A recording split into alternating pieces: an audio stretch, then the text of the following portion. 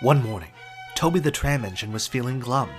The other engines were busier than ever, but poor Toby hadn't taken any passengers with Henrietta for weeks, only shunting freight cars in the yard.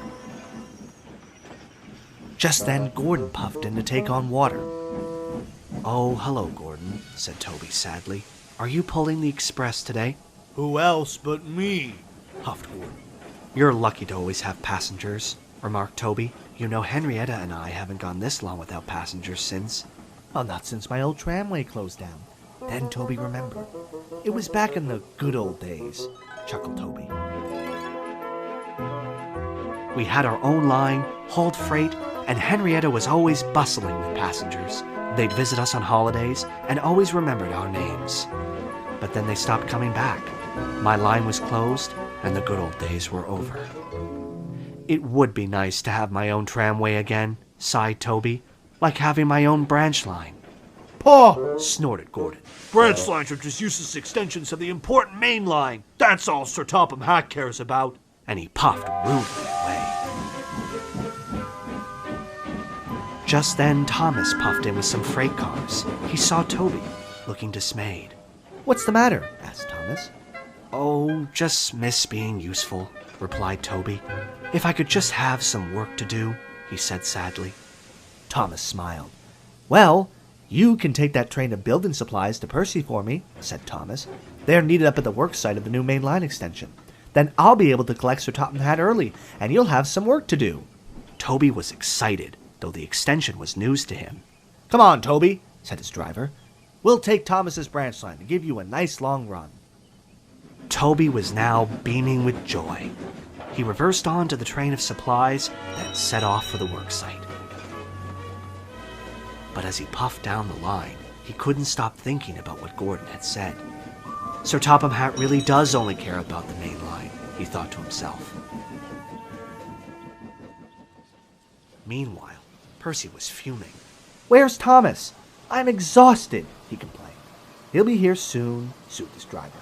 "But we must remind him not to spoil the surprise." Percy was puzzled. "What surprise?" Before his driver could answer, Toby arrived. "Here are the building supplies, Percy," he panted. "Toby, what are you doing here?" he snapped. "I'm sorry.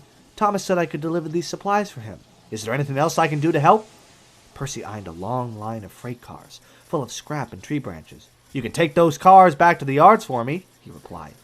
The train looked quite heavy for Toby, but he agreed. He rolled onto the special junction, called a Y, to change directions. He then buffered up to the heavy train and was on his way. Soon, Toby was pushing the heavy train of freight cars up a big hill. He made a tremendous effort, but just as he reached the top, the weight of the cars became too much for him. His driver shut off steam and applied the brakes, but it was too late. There was worse to come. As Toby thundered toward the worksite, he saw Percy dead ahead on his track. "Look out, Percy!" cried Toby. Toby rocketed past Percy into some bushes near the worksite. Toby shut his eyes and braked with all his might. And at last came to a stop in front of an old station with an old shed. When Toby opened his eyes, he couldn't believe where he was. Percy pulled up behind him. "Are you all right, Toby?" he gasped. Toby was bubbling with excitement. "Percy, this is my old tramway. And look, there's my old shed. I never thought I'd see it again." Just then, Thomas arrived with a work crew and Sir Topham Hatt. He spoke sternly to Toby. "You should know your own strength by now, Toby," he boomed. "I'm sorry, sir, but I only wanted to help." "I'm aware of that. I'm just glad to see you're safe, though it's a shame you've spoiled your surprise." Toby was confused. "My surprise, sir?" Sir Topham Hatt smiled.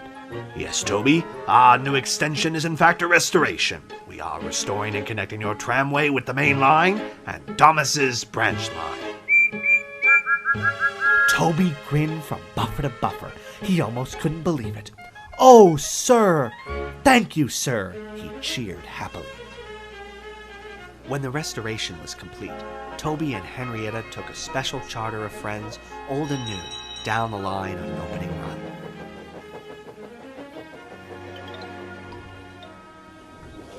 For Toby, it seemed the good old days were here to stay.